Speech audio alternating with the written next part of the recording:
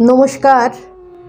আজ আমাদের সমবেত অনুধ্যানের বিষয় স্বামী প্রেমেশানন্দ মহারাজের দৃষ্টিতে শ্রী শ্রী মা।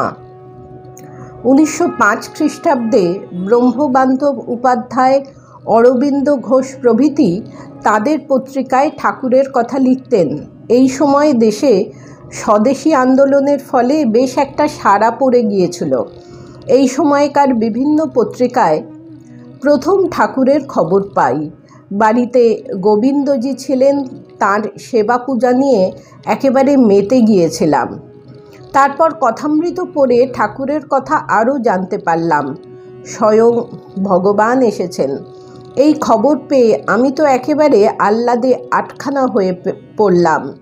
প্রেমেশানন্দজি লিখছেন, ক্রমে চিঠিপত্রে মাস্টারমশাইয়ের সঙ্গে যোগাযোগ হয়। মাস্টারমশাই আমার আদি গুরু। 1909 সালে কলকাতায় আসি। এই সময় একদিন বাগবাজারে মায়ের বাড়িতে সর্বপ্রথম মাকে দর্শন করি। প্রথম দর্শনের দিন মায়ের পা দুখানি কেবল দেখতে পেয়েছিলাম। তার সমস্ত শরীর কাপড়ে ঢাকা ছিল, আর মাথায় লম্বা ঘোমটা দেওয়া ছিল। মাস্টারমশাই চিঠি দিয়ে আমাকে মঠে স্বামী ব্রহ্মানন্দ মহারাজের কাছে পাঠান। মঠে এই সময় বাবুরাম মহারাজ, মহাপুরুষ মহারাজ, শরৎ মহারাজ প্রভৃতি ঠাকুরের সন্তানদের দর্শন পাই ও তাদের সঙ্গে পরিচিত হই। 1911 সালে আর একবার কলকাতায় এসেছিলাম। এই সময় মঠে মহারাজের সঙ্গে দেখা সাক্ষাৎ হয়, কিন্তু মা কলকাতায় ছিলেন না বলে তার দর্শন পাইনি। 1913 সালে মায়ের কাছে দীক্ষার জন্যে জয়রামবাটি যাত্রা করি। মেদিনীপুরের পথ দিয়ে জয়রামবাটি গিয়েছিলাম।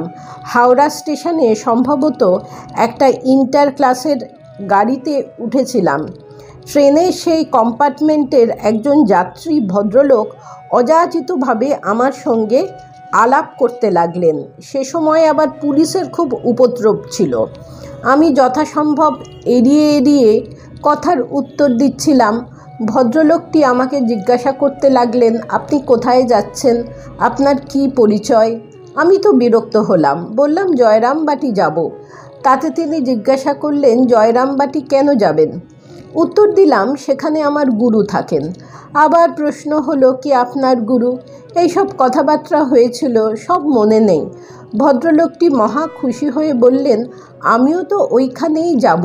তিনি ছিলেন জয়রামবাটির পাশের জিপটা গ্রামের জমিদার বাড়ির লোক। তিনি আদর করে আমাকে তার বাড়ি নিয়ে গেলেন। দুপুরে রোদে জয়রামবাটি যেতে না দিয়ে পুকুর থেকে মাছ ধরিয়ে আমার জন্যে আলাদা বামুন দিয়ে রান্না করিয়ে পরম সমাদরে খাওয়ার ব্যবস্থা করলেন।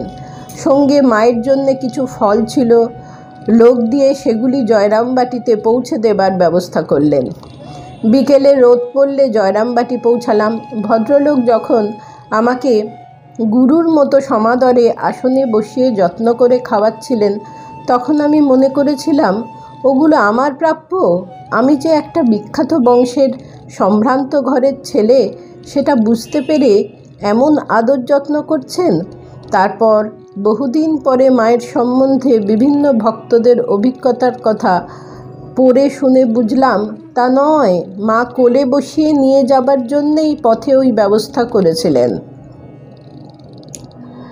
মাকে বললাম, মা, দীক্ষার জন্য এসেছি মা। মা বললেন, বাবা, তোমাদের তো গুরু গোসাই আছে, আর আমার শরীরও এখন খারাপ। তখন দুহাত জোর করে আবেগের সঙ্গে বললাম, মা, তাতে তো শান্তি হচ্ছে না মা। তুমি যদি স্থান না দাও তবে কোথায় যাব? মা বললেন, আচ্ছা বাবা, কাল হবে।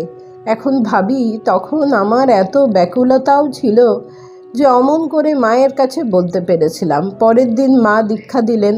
কুলগুরু যে মন্ত্র দিয়েছিলেন সেই মন্ত্রই একটু অদল বদল করে দিলেন। দীক্ষার সময় মা কুলগুরুর কাছ থেকে পাওয়া মন্ত্র জিজ্ঞাসা করেননি, নিজেই ঠিক করে দিয়েছিলেন। দু একবার মাত্র মাকে দেখতে জয়রামবাটি গিয়েছি। মাকে দেখে মা বলেই মনে হতো আলাদা কোনো বিশেষত্ব কি কোনো অলৌকিক কিছু তার মধ্যে যে আছে বা থাকতে পারে, তা মনে হয়নি।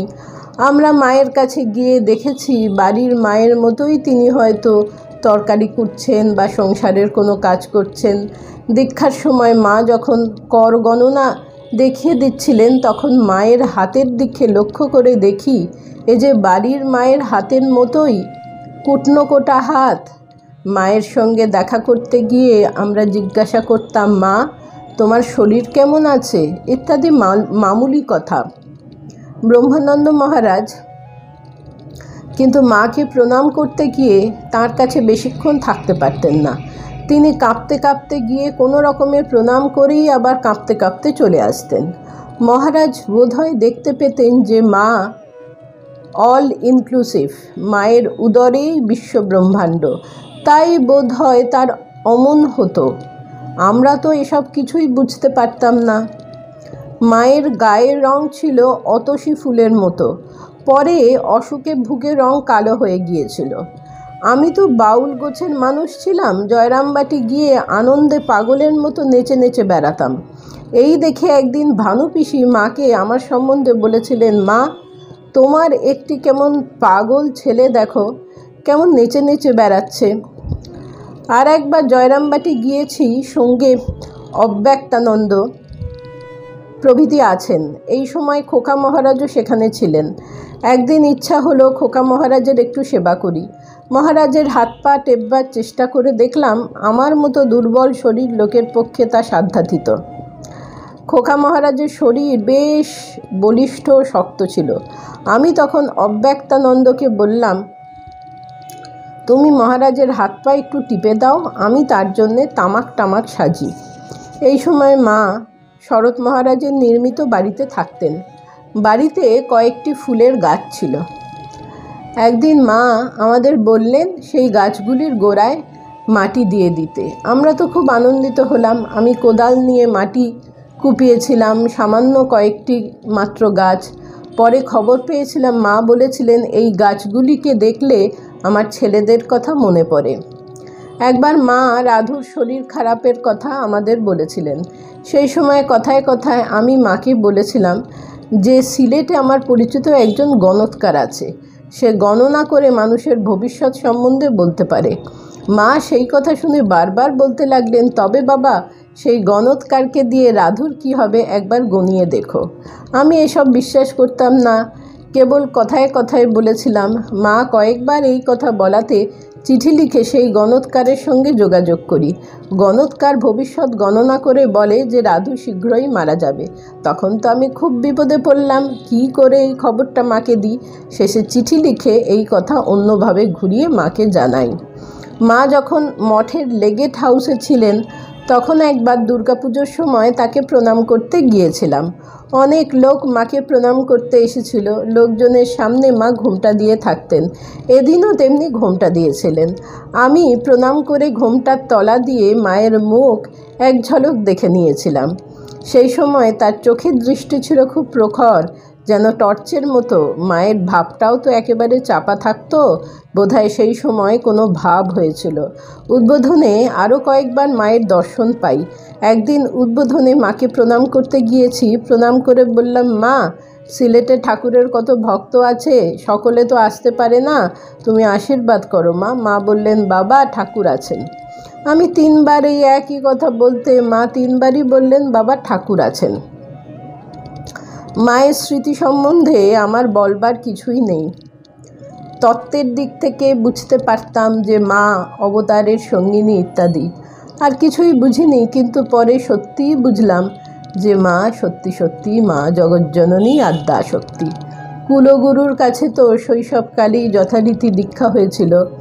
সেই দীক্ষা নিয়ে যে মন্ত্রের সাধন করেছিলাম তারই সিদ্ধি হয়েছিল যেদিন প্রথম মায়ের দেখা পেলাম। কথা তখন বুঝতে পারিনি। মা বুঝতে পেরেছিলেন, তাই আর দীক্ষা দিতে চাননি।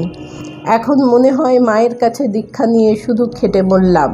তখন কেবল মায়ের কাছে এই প্রার্থনা করলেই যথেষ্ট হতো যে মা তোমার আর ঠাকুরের প্রতি আমার ভক্তি বিশ্বাস যেন চিরকাল অক্ষুণ্ণ থাকে, আর কিছুই চাই না মা।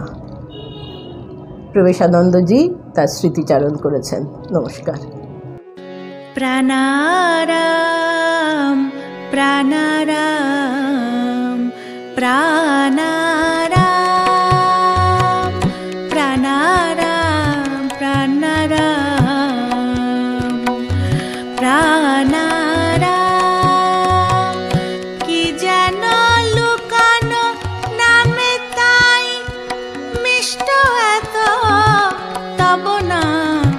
প্রণাম।